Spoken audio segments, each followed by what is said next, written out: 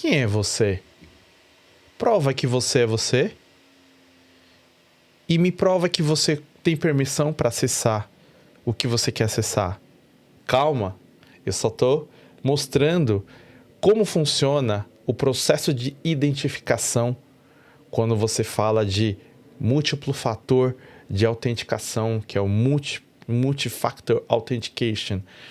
Você já deve ter passado por essas experiências na vida real. Imagina você entrando num prédio e o porteiro ou segurança pede a sua identificação, pede para você confirmar alguns dados, olhando na sua identificação, para ver se a sua identificação é sua mesma, e ele pergunta onde você quer acessar. E provavelmente ele olha no livro ou liga para alguém para confirmar que você pode ir para aquele determinado estabelecimento. Isso é como se fosse um múltiplo fator de autenticação da vida real. E na vida digital, como que funciona isso?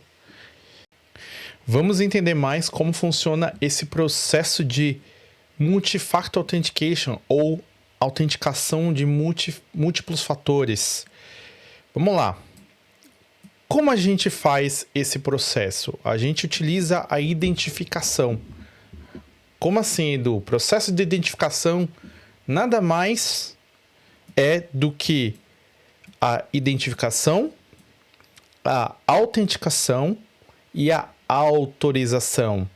Lembra quando eu dei o exemplo que você foi na portaria e aí você se identificou falando o seu nome, você se autenticou mostrando o seu RG, por exemplo, ou algum documento que te identificasse, e aí o porteiro ou a portaria iria validar se você teria autorização para ir no lugar que você está pedindo para ir. Basicamente é a mesma coisa que funciona no mundo digital. Você se identifica colocando um usuário e senha, você se autentica e ele faz a validação se você tem autorização para fazer o acesso àquela específica aplicação ou aquele específico sistema. Mas como isso tudo funciona? Eu vou tirar um pouquinho do zoom aqui para mostrar para vocês. Basicamente a identificação é quem você é. Ele vai te perguntar quem você é, você vai falar, eu sou o Edu Show. Você vai ter que falar, ou melhor, você vai ter que provar, eu sou o Edu Show, aqui está o meu ID. Estou recapitulando mais uma vez, porque quanto mais você assistir, entender e eu repetir, você vai entender esse processo quando eu chegar na parte do MFA. E você tem autorização, que ele vai te perguntar qual que é a sua permissão. Você tem permissão para acessar o que você precisa? Tenho permissão. E como que eu consigo essas permissões no mundo de TI? É o que a gente chama de Role-Based Access Control, que a gente acha dentro do Azure, se você utiliza o Azure. E você tem o IAM, que é mais conhecido dentro do AWS. Então, o IAM e o RBAC estão ali juntos. Não necessariamente você vai deixar de ver RBAC dentro do IAM, mas são maneiras diferentes de falar. Basicamente, é controle de acesso baseado em funções e não em regras, como muita gente fala, né? São funções. E gerenciamento do acesso da identidade. Ok, eu tenho esse conhecimento agora de identidade. E o que eu faço? Mas o que é MFA? Eu ainda não sei o que é MFA. Eu trouxe aqui uma explicação bem interessante sobre o que é MFA da fonte que eu uso bastante sobre o NIST. Para quem não conhece o que é o NIST, é onde a gente utiliza a maioria das nossas pesquisas, do nosso dia a dia. A gente utiliza um dos benchmarkings, né?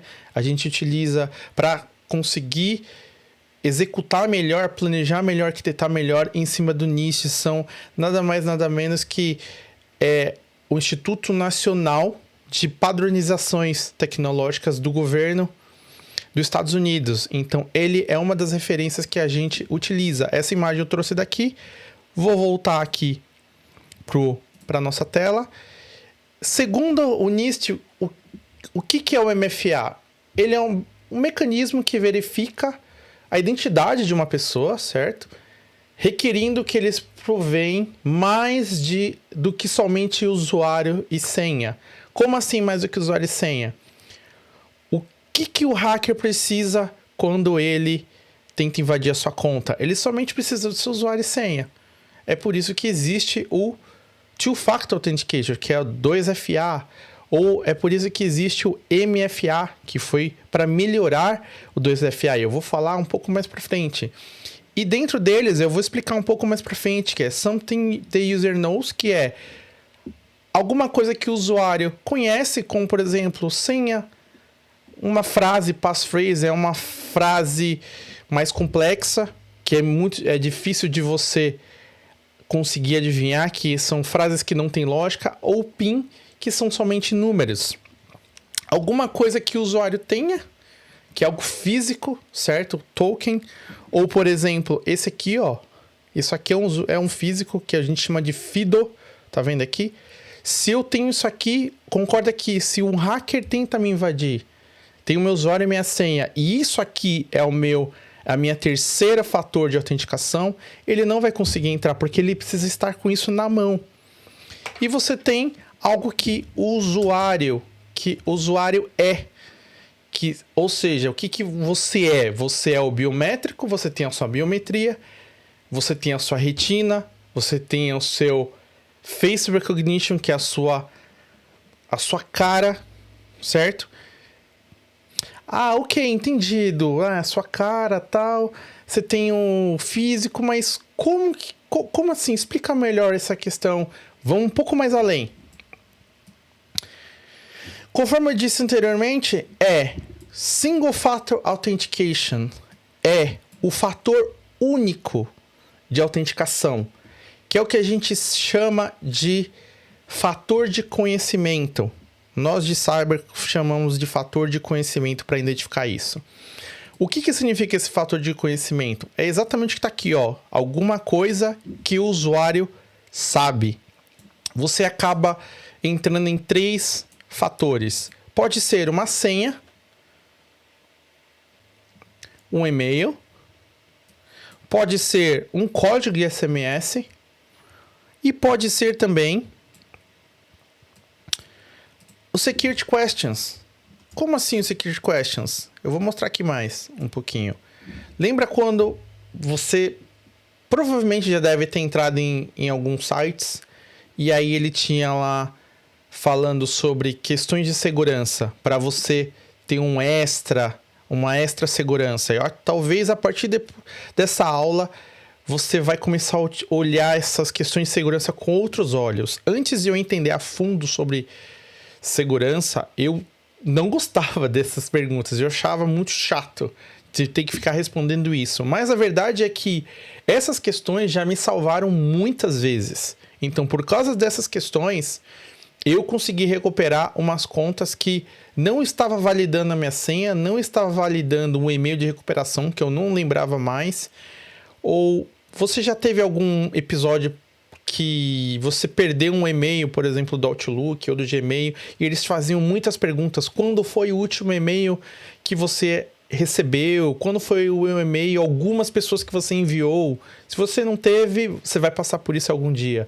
E aí, essas questões acabaram me ajudando. Então, questões de segurança acabam virando como se fossem um fator de autenticação. Então, tem sites, são mínimas, mas tem sites que tem usuário e você tem a senha e essas questões. Tem sites que utilizam só essas questões para você autenticar. E, além disso, falando em single factor, você também tem o Two-Factor Authentication. Quando a gente fala de Two-Factor Authentication, a gente começa a trabalhar com fator posse, que é o Possession Factor. Lembra aqui que eu falei sobre o posse? Something the user has, alguma coisa que o usuário tem. Isso é o Two-Factor, que ele geralmente vai pedir mais ou somente uma vez ou 2 vezes para você autenticar. Então você vai ter o usuário e a senha e você vai ter mais uma função. Então são 2 fatores de autenticação. Lembrando que a autenticação é quando você faz um conjunto de 2 ou mais. Certo? Então, assim, se você coloca só usuário, não é uma autenticação, porque o usuário é como se você fosse lá e colocasse assim, qual o seu nome? Coloca o seu nome. Para você validar que é você, você coloca o nome e o seu CPF, por exemplo. O nome e o seu RG. E aí um terceiro fator seria o seu nome, o seu RG e o seu título eleitoral, digamos assim. Só que essas informações podem ser achadas publicamente. Para ser uma autenticação, para ser algo verídico, ela tem que ser algo único, que não seja de fácil acesso. O que volta sobre a questão das senhas e sobre o SMS.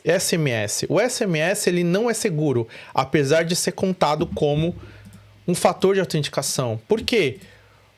O mundo de hoje é uma das formas mais fáceis de serem hackeadas. Quando você tem o SMS como Two-Factor Authentication, como segundo fator de autenticação. Acontece, principalmente no Brasil, e aqui fora também acontece, de o seu chip ser clonado. Ou, por exemplo, de ter pessoas, dependendo, com acesso privilegiado. Isso pode acontecer, é um dos riscos. Pessoas com acesso privilegiado de dentro das operadoras, ou com contatos dentro da operadora, e que conseguem fazer esse trâmite de mudança de chip. Muita gente aqui que trabalha nessas operadoras vão bater nesse vídeo aqui. Mas é verdade, esse é um dos pontos que nós de cibersegurança precisamos pontuar. Que nem todo mundo, infelizmente, o mundo ideal não existe nesse momento e talvez não vai existir. Por isso, não existiria profissionais como nós. São pessoas que estão mal intencionadas, entendeu? O segundo fator é o que a gente chama de fator posse. Por que fator posse? É algo que você tem na sua mão. Lembra aqui que eu comentei? Alguma coisa que o usuário tem. Um token físico, um telefone baseado em autenticador ou qualquer outra coisa física. Nesse caso, a gente vai ter o usuário, a senha, certo? Alguma coisa que você sabe e alguma coisa que você tem, que é um fator físico, mais uma vez. Qual que são eles? Você tem o smartphone, você tem keycard, que é um cartão com senha, ou pode ser, por exemplo, seu crachá é um keycard, é um dos exemplos.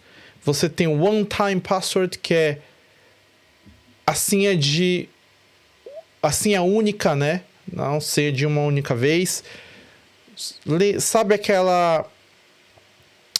alguns sites, eu não sei se vocês já tiveram essa experiência ou nunca notaram, mas você coloca o seu usuário, você coloca uma senha, ou alguns nem tem senha, você só coloca o seu usuário, o seu e-mail, o seu login, e eles mandam um número para você, um código para você olhar no seu e-mail e validar para poder autenticar. Isso daí é como se fosse esse one-time password.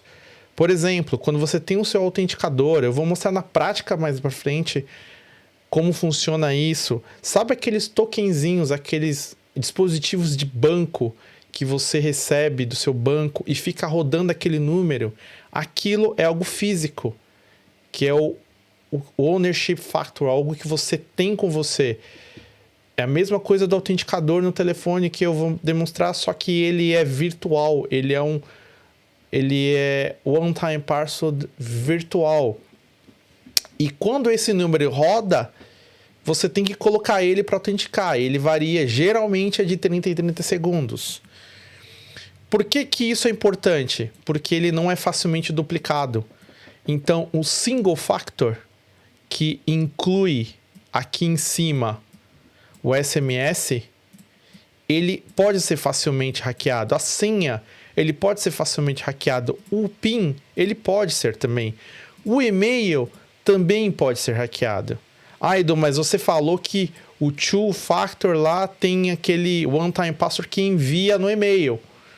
Sim, muitas empresas fazem isso. Particularmente, isso é algo questionável, algo que tem muita discussão, porque muitos profissionais de cibersegurança não gostam dessa funcionalidade, porque ele coloca em risco o seu e-mail. O seu e-mail já é fácil de ser hackeado.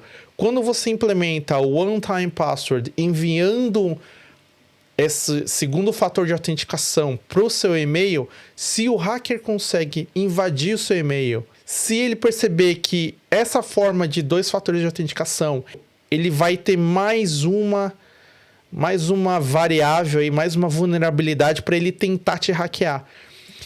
E o que não é facilmente duplicado, a gente entra como two-factor, que é justamente o seu dispositivo móvel e a sua chave física, que a gente fala do FIDO. Então, se você ver algo relacionado a FIDO, é a sua chave física. Pode ser aquela chavinha que fica rodando os números que o banco te dá. Isso é uma chave física. É isso aqui também, conforme eu mostrei para vocês. Isso aqui é uma chave física que eu coloquei aqui como YubiKey, certo? Tá vendo aqui YubiKey? Por quê? Eu gosto muito disso, porque ele está sempre comigo e ele tem autenticação digital, tá vendo aqui? Ele é digital. Então eu coloco, configuro, não é muito fácil de configurar. Isso aqui tem que ser utilizado por profissionais, ou se você utiliza isso e não sabe configurar, peça ajuda para sua TI, alguém profissional. Uma coisa que eu recomendo é, se você está querendo implementar segurança na sua empresa, está querendo implementar múltiplo fator de autenticação e você está querendo opções mais seguras, essa é uma opção segura. Nas minhas consultorias, quando eu dou para empresas, eu sempre peço para elas colocarem isso. É uma fonte muito segura. Edu, tá, mas se você perder isso aqui, o que acontece? Se eu perder isso aqui, eu perco a autenticação por ela. Por isso que, quando você fala de múltiplo fator de autenticação, você tem a senha, esse fator aqui, e você tem que ter um outro fator que vai te auxiliar como backup desse aqui. Mesmo quando você tem o seu autenticador no telefone, você tem que ter alguma coisa extra. Eu tenho esse aqui, eu tenho o meu telefone e eu também tenho text message, mas ele fica ali apenas para backup. Então, assim, as pessoas que tentarem utilizar ele, não vai funcionar. Nas minhas contas, todas elas, a primária, ou é isso aqui, ou é o meu autenticador virtual. Eu coloquei aqui para refrasear, para reafirmar que o SMS não é seguro. Se você utiliza o SMS como seu primeiro fator de dupla autenticação, não faça isso. Reveja esse conceito imediatamente e mude. Voltando aqui, eu tenho agora o terceiro fator, que é uma coisa muito importante, que a gente chama de biométrico.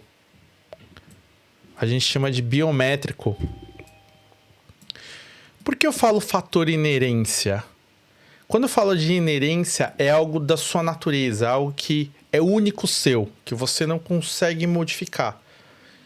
Como, por exemplo, a biometria. A sua biometria é sua. Se alguém clonar a sua biometria, ela vai continuar sendo sua. O seu rosto, que a gente chama de face recognition, continua sendo o seu rosto. Se alguém clonar, vai ter alguém muito parecido com você, mas provavelmente vai ser você.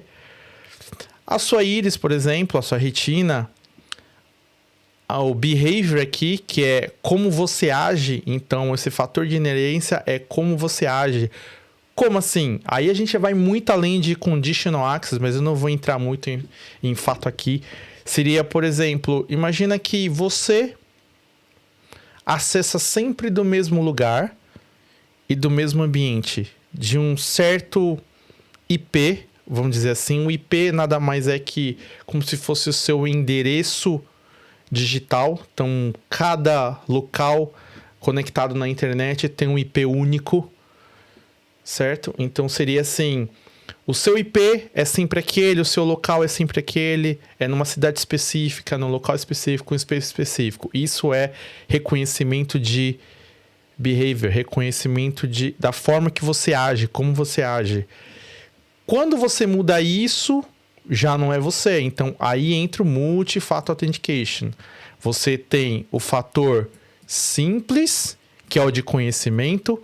Você tem o fator posse, que entra algo que você tem de posse. E você tem o fator inerência, que é algo que você tem da sua natureza. E é o que a gente chama de algo que você é. Em inglês, something you are. Então, basicamente, recapitulando, é alguma coisa que o usuário sabe, alguma coisa que o usuário tem e alguma coisa que o usuário é. Essas são as bases de autenticação quando você fala de autorização, autenticação e identificação. Resumindo, se você ainda está confuso, é quando você prova a identidade mais de 2 vezes. E aí eu coloquei aqui um exemplo básico, que é o seu usuário, aí você tem a sua senha como single, o autenticador como second, que é o segundo, que é o two-factor, e o security question como terceiro. Isso aqui, essa composição vira multifactor. E agora que a gente entendeu a base disso tudo, a gente pode ir para o famoso lab. Vamos nessa. Voltando aqui no lab, eu vou mostrar agora um processo do início ao final de como um usuário identifica um cenário. Deixa eu só abrir aqui o draw.io. Entender o cenário que eu vou montar. Eu tenho aqui uma pessoa. Vou pegar um bonequinho mais bonitinho, né? Vou pegar esse aqui, ó.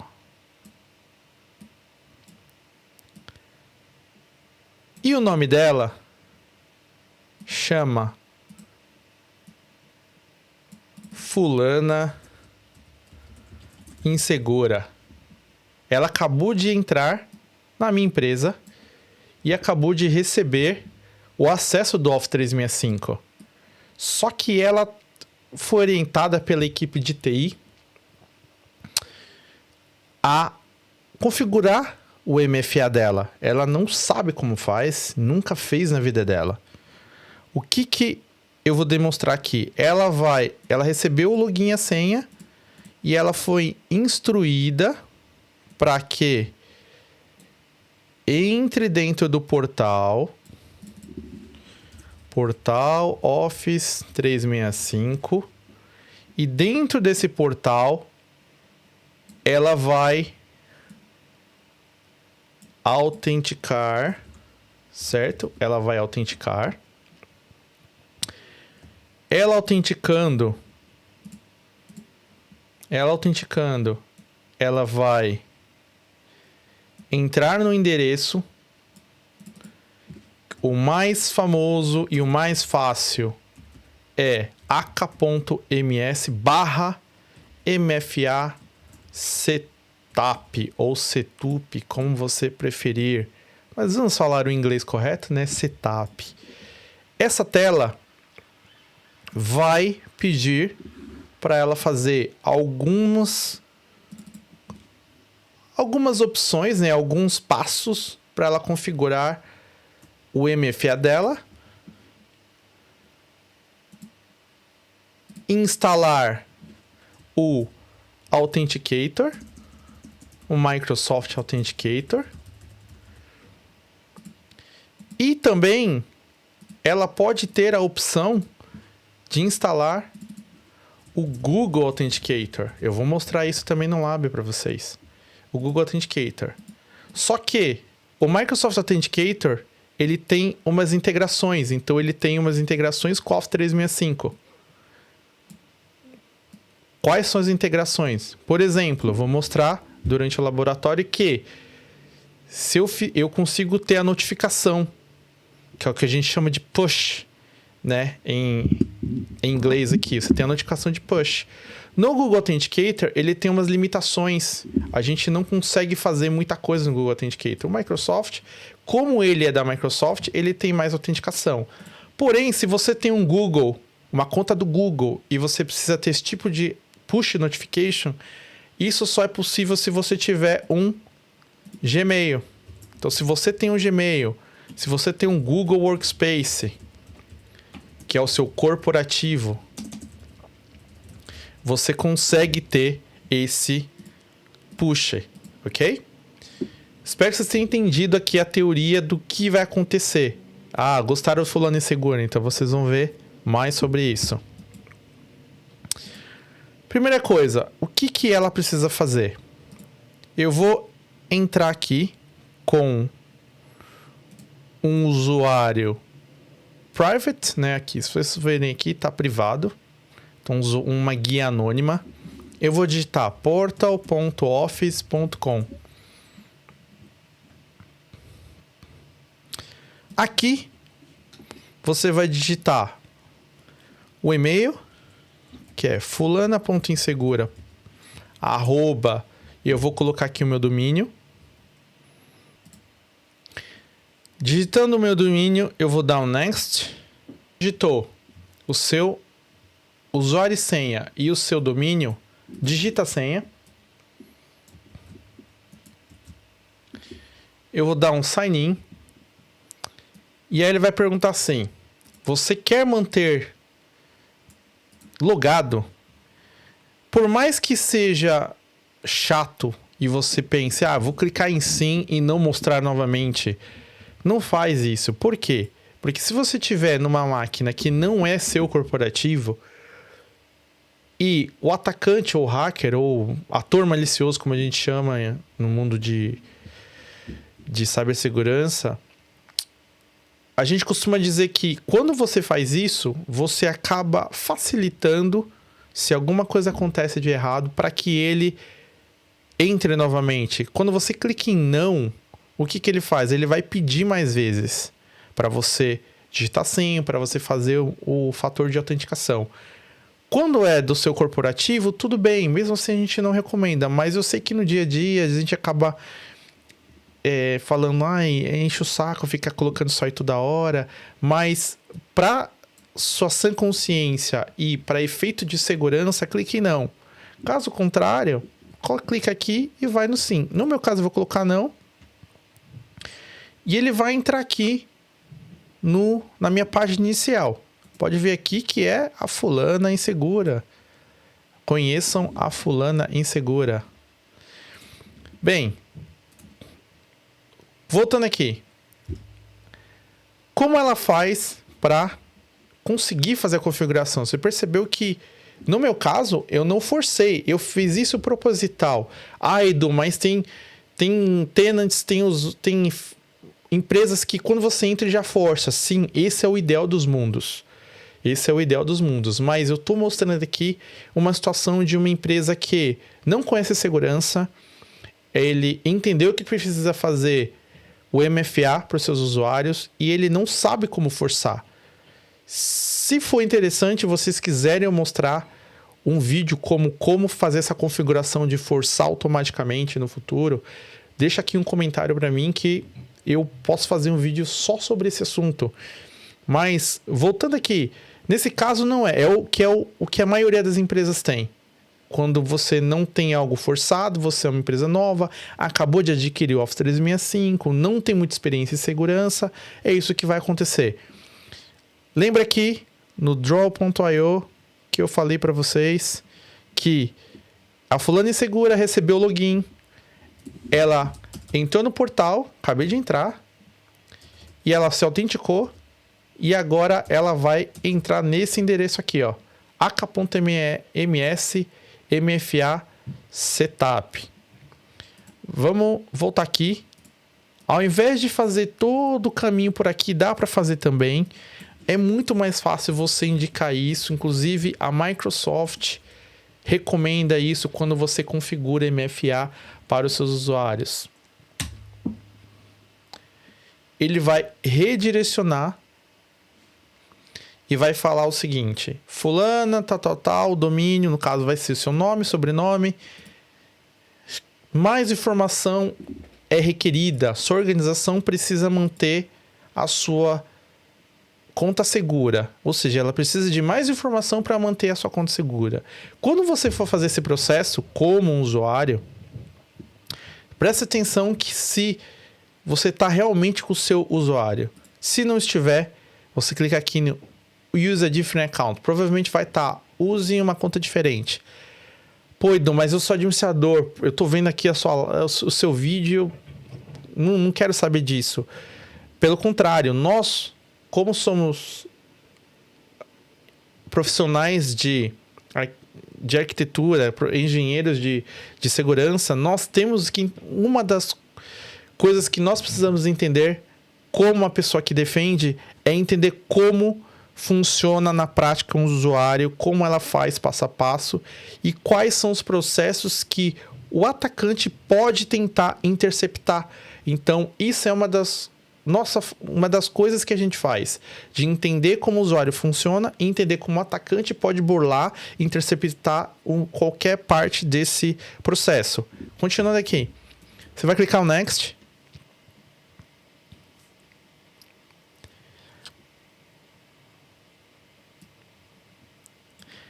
E aí que entra a parte interessante.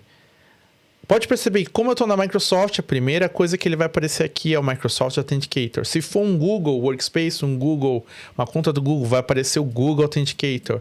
Então, o vendor que a gente chama, a fabricante sempre vai puxar para o seu lado. Nesse caso, o Authenticator vai funcionar melhor, que é a aula que eu vou focar um pouco mais de informação sobre o Authenticator. Ele vai falar assim: para começar, no seu telefone, instale o Microsoft Authenticator. Você pode clicar aqui o botão. Eu vou clicar em uma nova guia para você ver.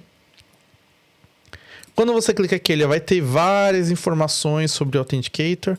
Você pode clicar aqui no instalar app, mas é muito mais difícil, muito mais complicado, tem muitos processos. Eu recomendo você ir no seu Windows Store, se você quiser fazer por aqui mesmo, ele vai te redirecionar pelo Windows Store, ou você vai no Android, no Play Store, ou se você tiver na Apple, no iPhone, você pode ir no App Store também.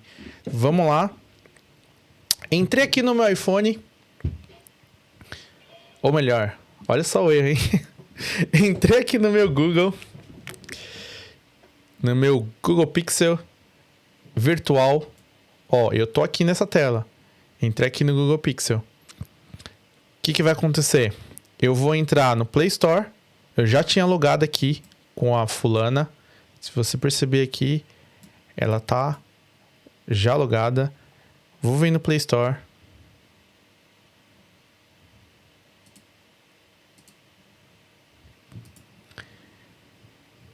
E aí ele vai perguntar assim: o que você quer instalar? Vocês já devem conhecer. Vamos lá. Só mostrar para vocês que eu loguei aqui, ó. Fulano Segura. Um fictício. Digitar Microsoft ele já veio aqui para mim, tá vendo? Authenticator. Ah, eu não sei digitar essa palavra, é muito difícil. Então digitar Microsoft AU. Ele já vai vir aqui. Se não vir, você digita AUTH de autenticador e clica em instalar. Você vai ter um instalar aqui provavelmente. Eu vou clicar em atualizar porque olha como é rápido. Da época que eu fiz esse Android simulador, ele já aconteceu de atualizar isso aqui. Você pode clicar em um diferente método. Quando você clica em diferente método, ele vai aparecer o telefone. O que é esse telefone, Edu? Vamos lá, vou dar um confirmar. Ele vai pedir para você colocar o seu telefone aqui. Como que funciona? Ele vai te mandar um texto via SMS, um código, né? Te mandando um texto com um código para o seu telefone. Ó lá, eu clico aqui, text me a code, ou envie um código em português. Mais uma vez, eu não recomendo isso aqui como seu principal. Eu recomendo sempre o autenticador. Lembra que eu falei na aula teórica lá. Nesse caso aqui, não tem outras opções. Edu, na minha empresa tem milhares de opções aqui. Sim, se tem outras opções, pode seguir. E você estiver confortável e quiser experimentar, pode fazer. Nesse caso, eu peguei uma conta zerada do Office 365, um tenant que acabou de ser migrado, estou simulando nesse momento. E são essas duas opções que tem quando você não faz nenhuma configuração extra. Ele tem um telefone e o autenticador, que é o mesmo que eu selecionaria nessa tela. Quando você clicar no autenticador, ele vem aqui. Se você quiser fazer um autenticador diferente, você pode fazer também. Eu cliquei aqui e ele vai pedir para escanear o código com um autenticador diferente. Uma dica importante, quando você clica no autenticador e você dá um next, você vem aqui em dar um next de novo e você tentar escanear com o Google Autenticador ou qualquer diferente autenticador que você utilizar, você tem o Duo, você tem alguns outros no mercado que as pessoas usam. E tentar escanear isso aqui, ele vai dar que o QR Code está incorreto. Por que está incorreto? Porque esse QR Code é gerado apenas para o autenticador, para o Microsoft Authenticator. Se você quiser utilizar um outro, você vai ter que voltar e clicar aqui, ó, eu quero usar um autenticador diferente. E vem aqui dar um next. Quando você faz isso, ele vai funcionar os outros. Nesse caso, ele já instalou. Vou mostrar aqui para vocês, ó. Já está instalado. Eu vou dar um abrir. E você vai ver essa tela, igualzinho o que eu estou vendo aqui. Vai dar um adicionar. Nessa tela aqui, você vai digitar... Desculpa, você vai clicar em conta corporativa, não é a pessoal. A pessoal é o famoso Outlook, MSN. Ou se for diferente, você pode utilizar outras contas, ó, como a do Google. Você pode usar a do Google no autenticador aqui.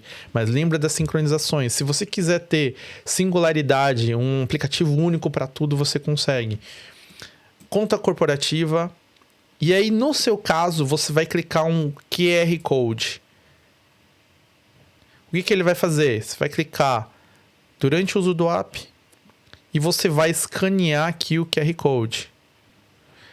No meu caso, eu não tenho QR Code aqui porque é um virtual, mas você vai pegar o seu telefone e vai apontar para a tela do QR Code. Qual que é o QR Code, Edu? Quando você dá um next aqui, dá um next de novo, tá vendo? Ó? Se perguntar, habilite as notificações e adicione a conta. Você vai dar um next. Esse é o QR Code. No meu caso, eu não consigo ver. O que vai acontecer? Eu vou voltar, clicar aqui e clicar em entrar. Não, vamos clicar um QR Code. Você pode entrar também e entrar com sua conta corporativa se você quiser. Ele pode funcionar? Pode funcionar. Porém, se tiver já alguma conta Microsoft, ele vai dar um erro. Mas isso daqui é uma aula mais avançada, com uma aula somente de autenticador. Aqui é para você que precisa entender como funciona o processo de usuário. Ele não vai entrar nesse ponto. Então eu vou voltar. Ó, deu erro aqui, tá vendo? Porque eu não preenchi nada. Eu vou voltar, corporativo, ler um QR Code. Tá, aqui embaixo ele vai falar entre com código manual. Eu vou clicar aqui manual. E aí, se por acaso na hora de você escanear deu erro, segue aqui o passo a passo comigo. O manual seria qual? Pô, Edu, mas eu não tô vendo aqui. Qual que é o manual? Você vai clicar aqui, ó, não consigo escanear a imagem. E ele vai vir um código para você. Tá vendo aqui? Ele vai vir um código e ele vai vir uma URL para você. Obviamente que você vai estar no celular, você não vai conseguir clicar no copiar aqui e colar. No meu caso, como eu estou no emulador, eu consigo copiar e vir aqui e colar. Eu vou vir O Ctrl+V não funciona, que é o emulador, mas ele vem aqui para mim, ó. Colou. Percebe, ó? 9918111963. Tá aqui. E aí a URL. Nossa, Edu, mas é uma URL gigantesca. Sim, se aparecer aqui, a dica que eu te dou, se aparecer isso aqui e você estiver errando, abre o WhatsApp Web no seu computador, copia aqui e manda para você mesmo. E aí vai funcionar. Clica aqui. Na hora que eu cliquei aqui, pode perceber que apareceu aqui para mim. Dou um concluir. Olha lá, a URL não está certa. Vamos validar aqui. Cliquei aqui.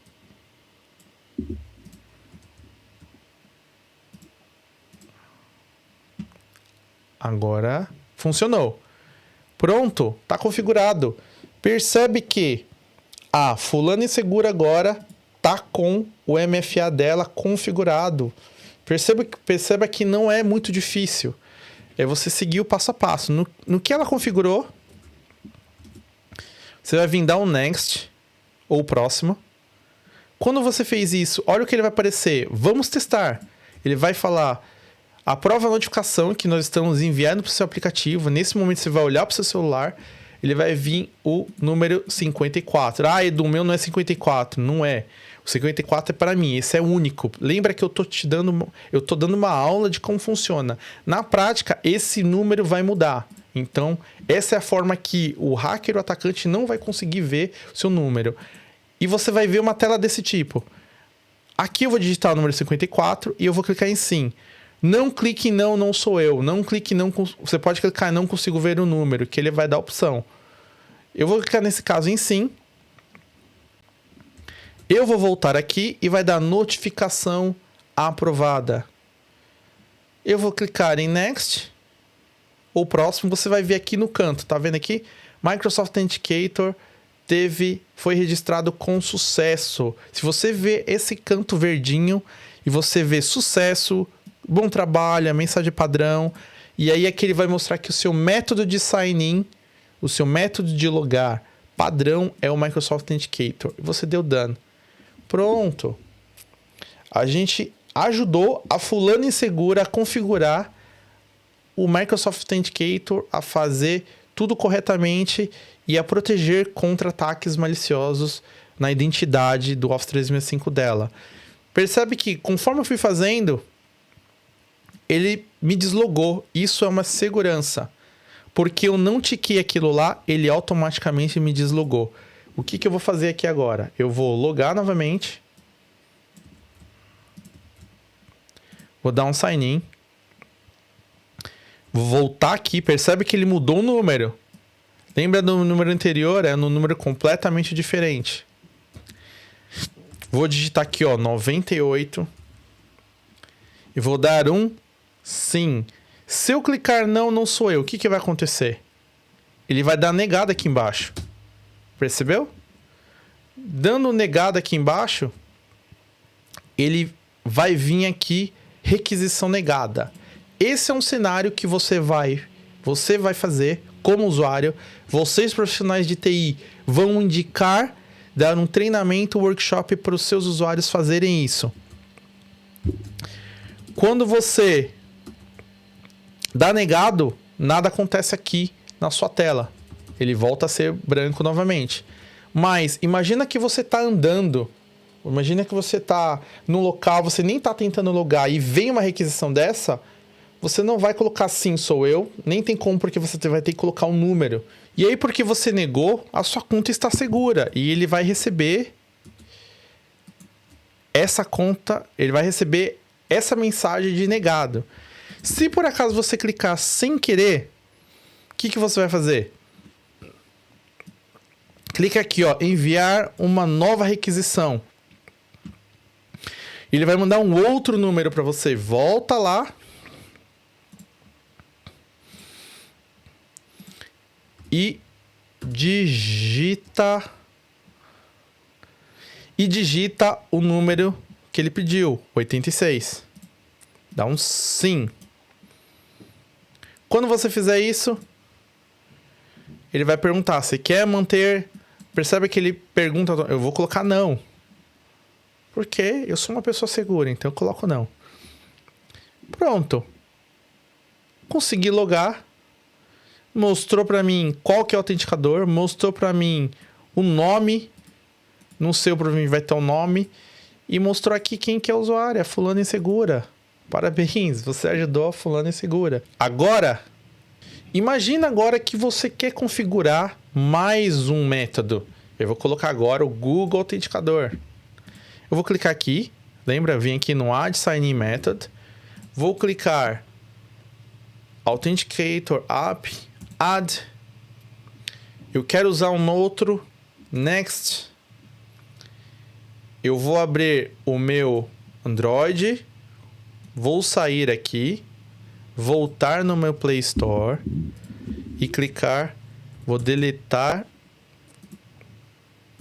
o Microsoft e digitar Google. Apareceu aqui. Vou abrir. Ele já está instalado porque é padrão do Google Pixel. Eu vou adicionar um código.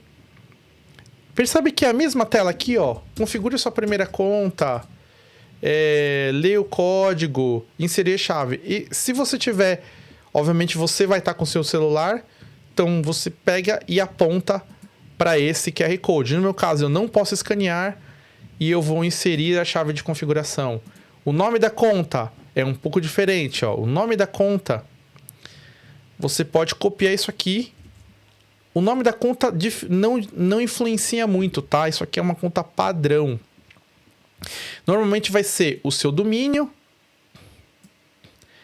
Aí vai ter o nome e o domínio. O nome, sobrenome e o domínio da sua empresa. E a chave vai ser essa chave aqui privada. Eu vou colar aqui. E você vai selecionar baseada no horário. Você vai dar adicionar. Por que no horário? Porque a contagem ele vai ficar estático e ele só vai modificar depois de algumas contagens. Ele vai fazer a mesma coisa, só que percebe que ele é diferente. Ó. Aqui está o Google Authenticator, ó, é a mesma coisa. E aqui é o autenticador. Então eu tenho os dois aqui. O autenticador e o Google configurado. Ou seja, um é o backup do outro. Percebe que aqui ele faz o backup na sua própria conta da Google. Esse autenticador é da sua conta pessoal. Então você vai ter que ter uma conta da Microsoft pessoal para fazer o backup. Lembra aquela opção de entrar? Se você clicar ali, provavelmente ele vai fazer backup no OneDrive da sua empresa. Mas caso você não queira usar aquela opção e entra aqui no backup na nuvem e ele vai fazer o backup na sua conta normal. Vamos fazer um teste? Next.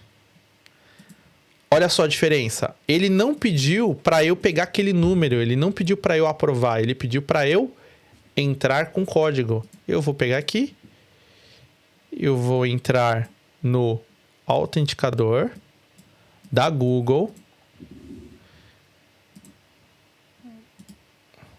847-761. 847-761. Aí eu vou hackear o seu número. Não adianta, porque esse número vai mudar e daqui... Quando você ver esse vídeo, não vai estar valendo mais. Olha aqui que legal. Ele mudou aqui, ó. Ele colocou outra coisa. Authenticator App. Time-based one-time password. Lembra que eu falei para vocês na aula? E aqui ele mostrou que é um autenticador app. Por quê? Pode ser qualquer um. Ele não identifica se é um Google ou se não é. Ele simplesmente sabe que não é da Microsoft. Pode ser qualquer um outro. Ok? Se eu pegar e colocar notificação como padrão, ele vai colocar o autenticador. Se eu pegar e mudar e colocar App-Based Autenticação Hardware Token Code e dar confirmar, ele vai mudar para um autenticador app ou hardware token. e ele vai colocar esse aqui. Vamos testar? Vamos sair aqui. Entrar.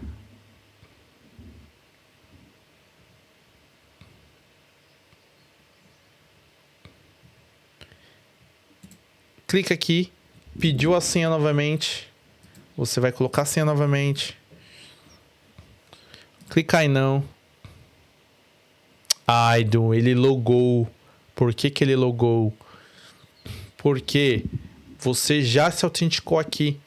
Então percebe que ele pegou a minha atividade, ele pegou onde eu estou logando, ele pegou o meu IP, ele pegou qual que é o browser que eu estou usando, qual que é o navegador, a conta. E quando você... Isso é uma função importante. Quando você, como usuário, você de TI pode indicar isso para a pessoa que está utilizando, ver que não foi você que entrou e você acha que alguém invadiu, você pode clicar aqui, ó. Parece não familiar, manter segura a sua conta. E aí você só seguir aqui a opção. Dá um next. Ele vai pedir para você validar novamente e segue as opções. No meu caso, ele veio aqui para autenticar, presta atenção. Eu vou autenticar. Ele vai voltar aqui. Vou colocar 75. Vou dar sim. E ele veio para cá. Eu vou colocar não. Por que que veio no meu autenticador?